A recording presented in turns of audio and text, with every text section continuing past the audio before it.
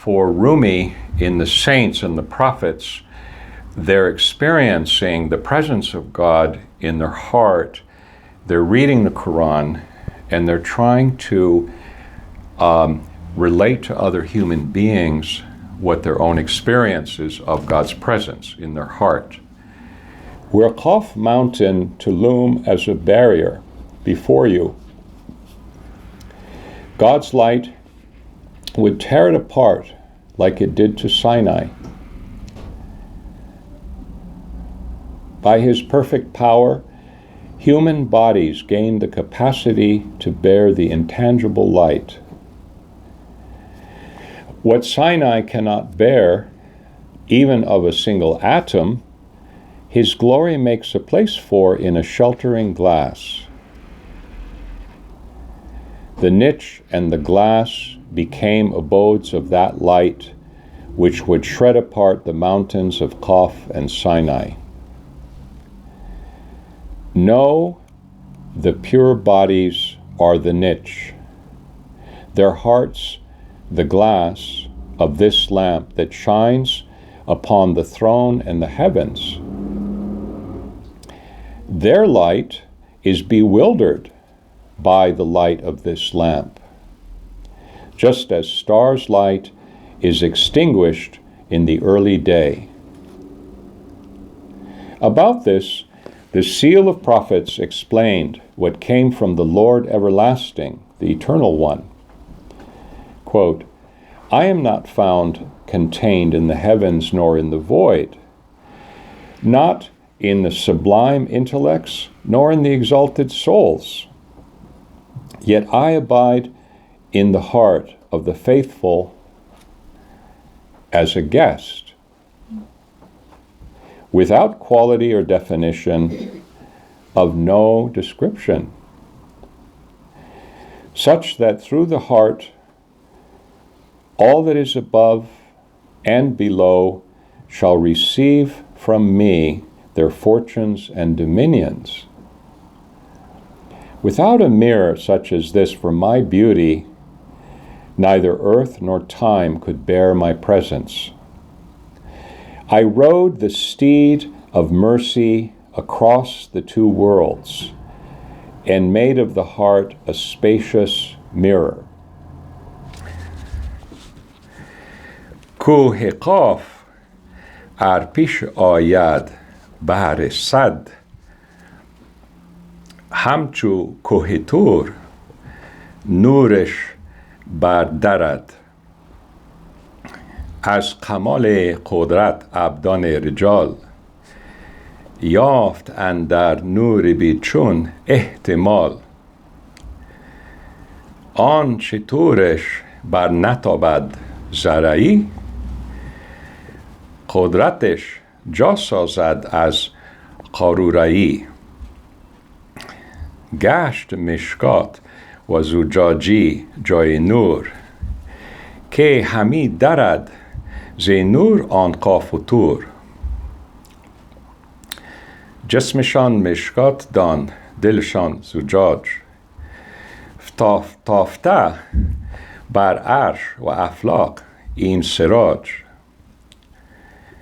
نورشان حیران این نور آمده چون ستاره زین سوها فانی شده زین حکایت کرد آن ختم رسول از ملک لا یزال و لم یزول که نگنجیدم در افلاک و خلا در عقول و در نفوس با اولا در دل مومن بگنجیدم چو دیف بیز چون و به چگونه بیز کیف تا بدلالی آن دل فوق و تحت یابد از من پادشاهی ها و بخت به چنین آینه از خوبی من بر نتابد نه زمین و نه زمان بر دو کون اسب ترحم تاختم bas ariz oinai bar sochtam. Okay?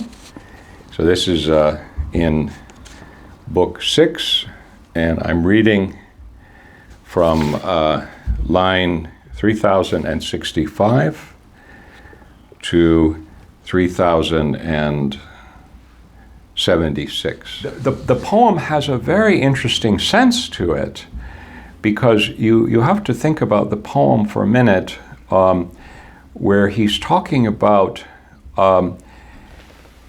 he's about to reveal his light, and he mentions it in the context of what we already know in the Quran, where Moses wants him to reveal his light, and God says, look at the mountain.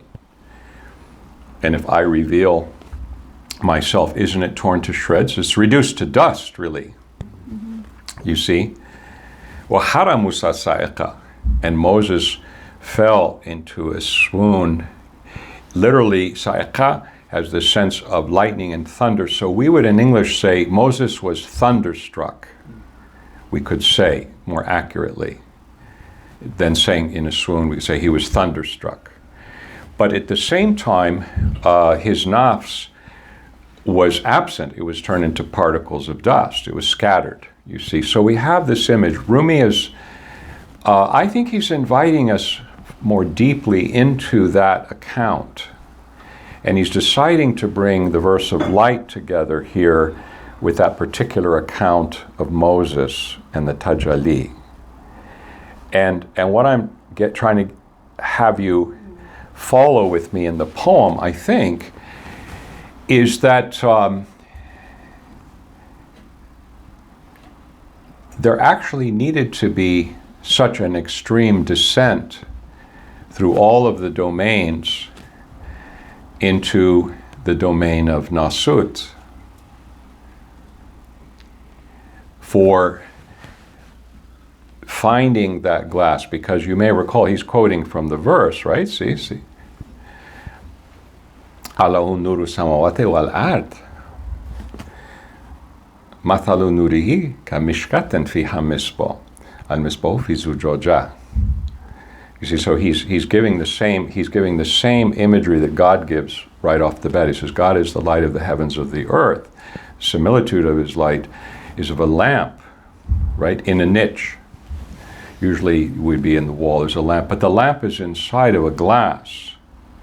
So you have this divine light, which is for Rumi in the saints and the prophets. They're experiencing the presence of God in their heart.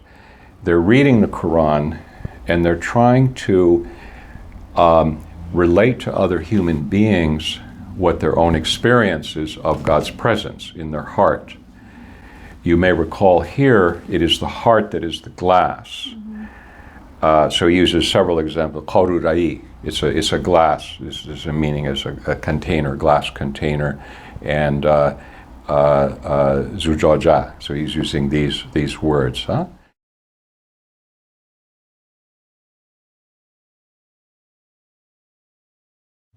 It was revealed to Muhammad that the mercy was so primary that God says, I can be called my essence. I could be called Allah. I can be called Rahman. You see? So if you grasp what I'm trying to say, is that they're exactly the same thing, according to that logic. And that's why everything comes from the mercy, the nafas rahmani, the merciful breath, is in Sufi metaphysics is how the words arise and how the earth and all of the cosmos is formed from that breath. You see, for example. So do you follow me? The mercy here is very much like what you're saying. It is far beyond the conventional meaning of that word. It's a shame that we don't have a word. We have to resort to older religious and spiritual terminology to grasp the vastness of that word, whether we decide in English to say compassion or mercy. Usually mercy is a shorter word. It's but so a lot of people, they say, well, what's the difference between Rahman and Rahim, for example? You see, he's here using the word tarahum.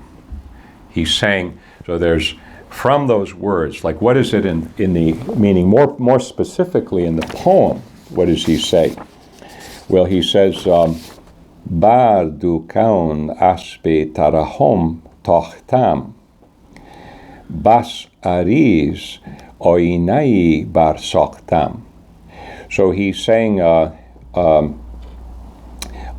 across the two worlds, kaun means the worlds, the universes, you see, and it's a common understanding of two worlds or of the plural worlds, two sometimes not even meaning two, sometimes meaning more than that. But here's the general notion of the two worlds, the material and the immaterial, the zahir and the batin, and so forth. You see, the outward and the inner. Across these two worlds, the steed, the horse, the steed of mercy, I rode, meaning I, the divine, I rode the steed of mercy across all of space and time. You see? It's an image. Is there an image? Does Rumi use the idea of horses a lot or not? He does. Like quite a bit, doesn't he? So, in fact, isn't his commentary, isn't it based on the idea of the horses and the senses? His commentary on the light verse. So there, he says the horses, they represent perception. So, for example, we couldn't argue that God, in His divine names, has no perception. You see, because He says about the people, He says, "La tudrikul absaru, wa huwa yudrikul absar, wa huwa latiful khabir." So He says, the people they do not see. You see, they are looking, but they are trying to find. They're trying to comprehend. So this word perception can also mean comprehension, you see. La tudrikul absaru, but it's about, in this case, the eyes, so we know that it is perception, you see. Wa huwa yudrikul absar, but He is perceiving them looking, okay? Why is this the situation? Because He is the subtle and the aware, huwa latiful khabir. He has an advantage, doesn't He? He is the subtle and the aware. So the idea of the senses and sharing the senses is not uncommon in Islamic thought across the board, like we would share some of the senses with the animal kingdom. In the case of knowing God, He's talking about the senses, and in this particular idea of the horse, we're coming back to that, he says, Suye hesirau ke nurish rakevast. Hes ra an nure niku sahevast.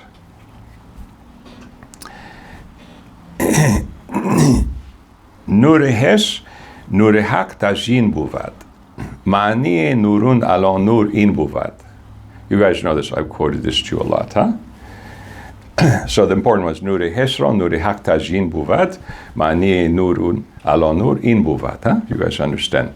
So if we were to say, what does this mean? Go with that sense, or we could even say in English, sensibility. Go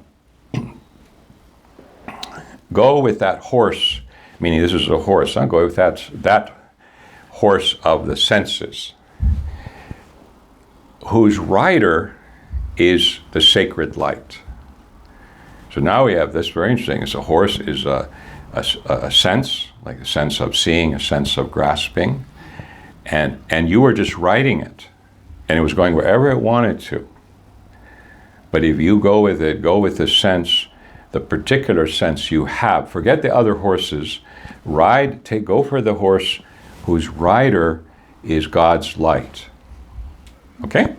You see, so the horse in Islamic thought is a very important animal. But here, Rumi, throughout the Masnavi, he's drawing our attention to the horse, and usually it has a noble meaning, or it has a meaning that could be noble or ignoble. And if they just go wherever they want, then they will be wild horses. Agreed? But on the other hand, there's a certain horse whose rider is the light of the divine. So Rumi says, go with that. So you don't say go with that sense whose rider. You wouldn't say that about a sense, would you? But if you knew he meant horses, because earlier in that stanza, the stanza I'm talking about now, he's talking about horses. Sui hesirau ke nurish rakevas. Hesra nuri niku sahebas. For that sense, the beautiful, lovely light is its master, has become its master. Nure hesra, nure haktajin buvat. The light of the senses, so we already have a partial light, you see, because our senses had a partial light, enough that it had an affinity. Isn't that what he's talking about here? There's an affinity to his light. So, nure hesra, nure haktajin buvat. The light of the senses is ornamented and enhanced by the light of true reality. Ma'aniye nurun ala nur in buvat. The true meaning of light upon light is precisely this. Now, isn't that what he's saying here, light upon light? So you can link Rumi's poems thematically, like we're doing today, and you have to just understand his hinting and his connecting. You can find in 4 or 5 books later stories that he never quite finished in book 1. And you said, all of a sudden, out of the blue, you see a continuation of that story or of that theme. And arguably, the poem I just quoted to you is related to this, because you see what your question is. I'm trying to answer your question about the mercy. So the idea of the mercy is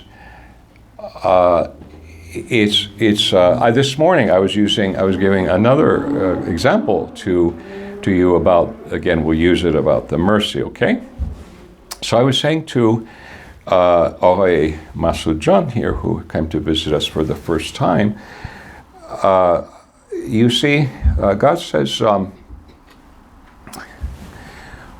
alladhi yusalli alaykum wa malaikatuhu liyukhrijukum min az-zulumati ila nur wa kana bil mu'minin rahima.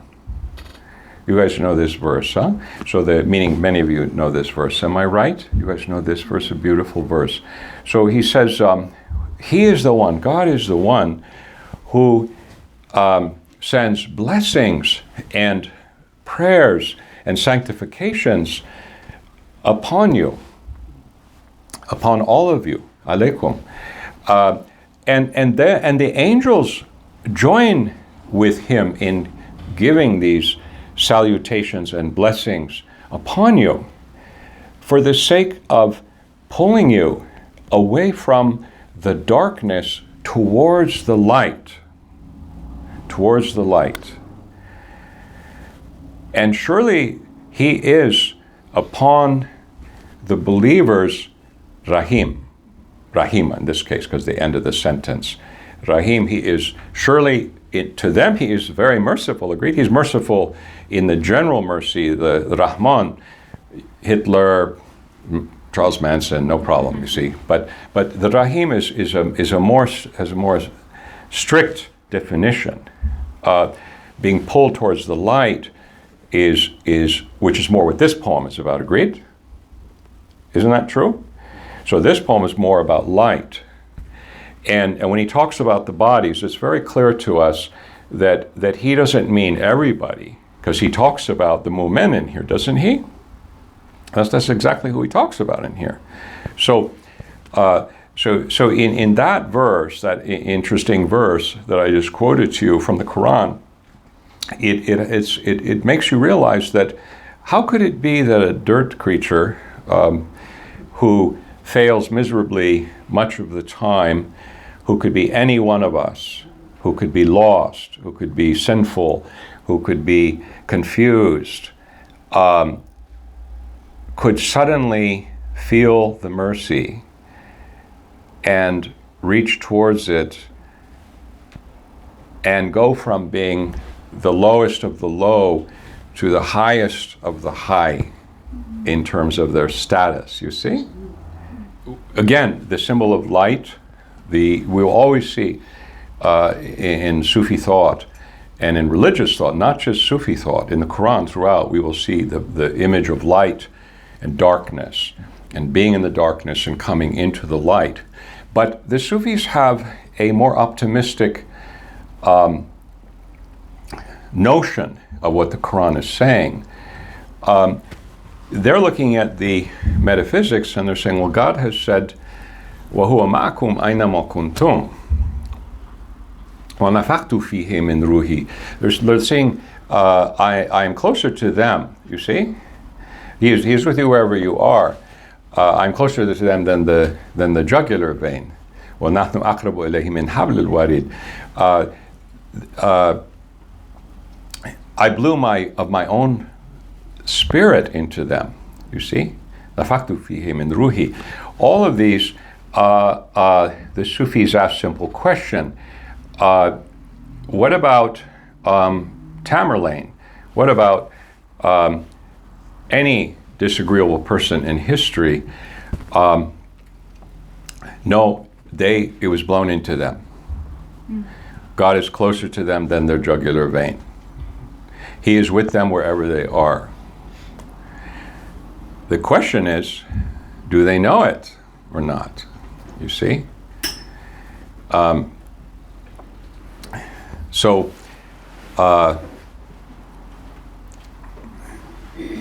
point is that the mercy in this case, Howard, it's closer to the Christian idea, I would say, of meaning the second version that I'm telling you about. So there's Rahman, which is a name of God who creates and destroys in a very objective fashion, let's call it.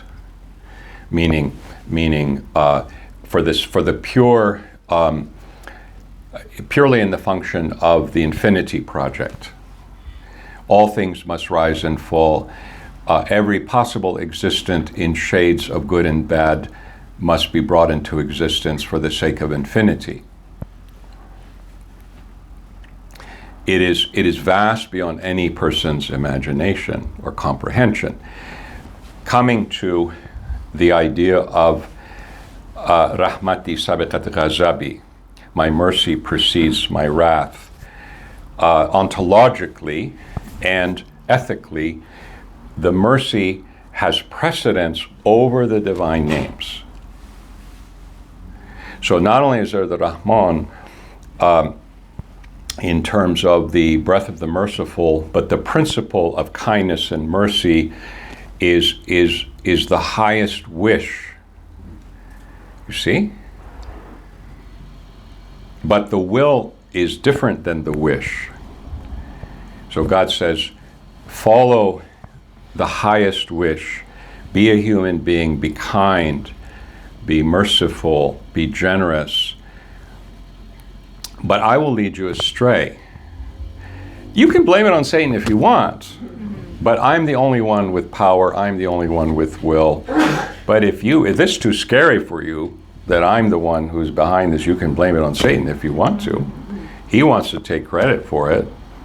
He's still like stuck in his own little ego trip here, so, but I'm really the one who is behind all this. So that to me is the fascinating story of Islamic metaphysics. That's what brought me into Islam. It's just like, wow, Do you see what I mean? It's philosophical as well as spiritual and religious. It's metaphysical. But coming to our understanding of this poem, therefore, you would have to get closer to the mercy. If you wanted to experience what they're talking about here, it is true you could not just be born, stay in whatever condition you are. You really would have to be one who went from the darkness into the light, would you not? Because then the light would be shining in your zujaja, right? In your glass, which is your heart. And your body is also needs to sustain it. Sufis know very well, at the beginning, there's manifestations. People shake. They have all kinds of manifestations while the body adjusts to the strain of a vastness far beyond their little nervous system. So they actually have to adapt to the descent. The camel collapses under Muhammad.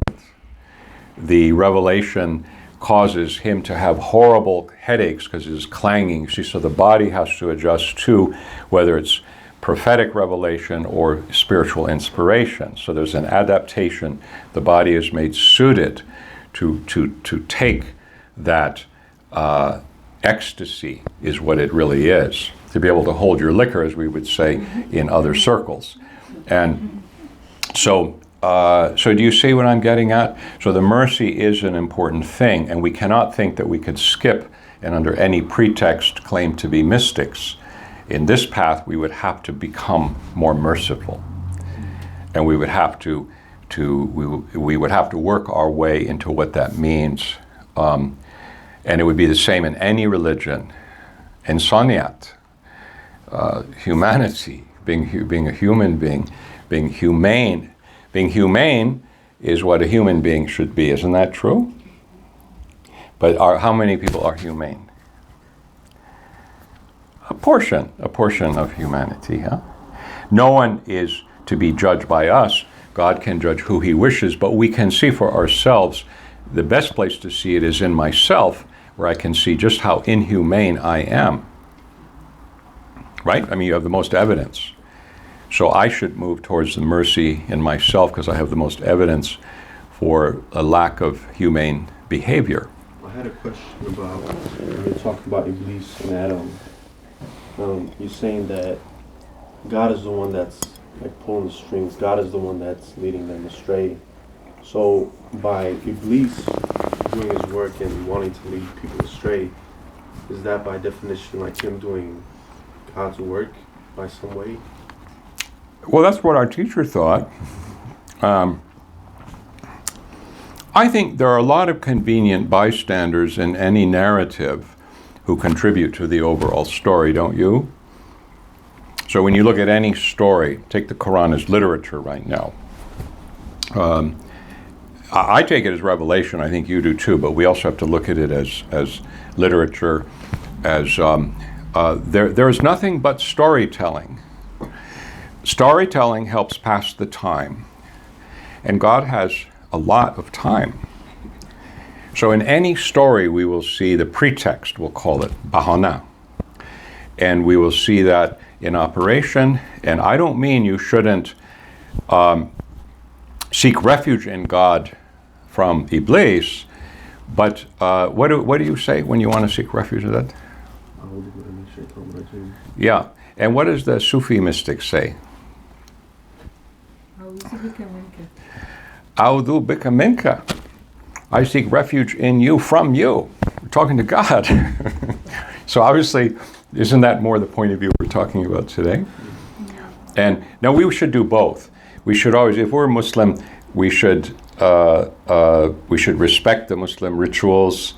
We should, meaning if we don't want to be Muslim, it's fine with me. If somebody wants to be an atheist, as you know, it's fine with me. The point is, if we're going to be Christian or Muslim, we should do it somewhat properly in the context of the religion in question, should we not?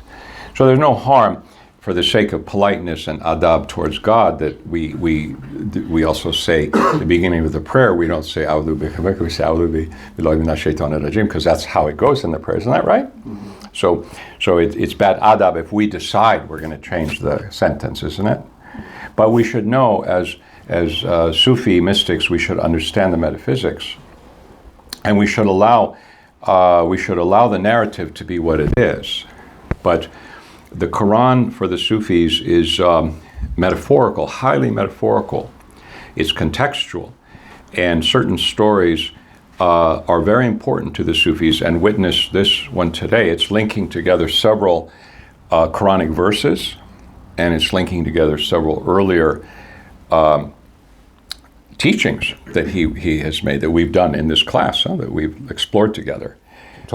We are looking at the idea of what is the potential of the human being.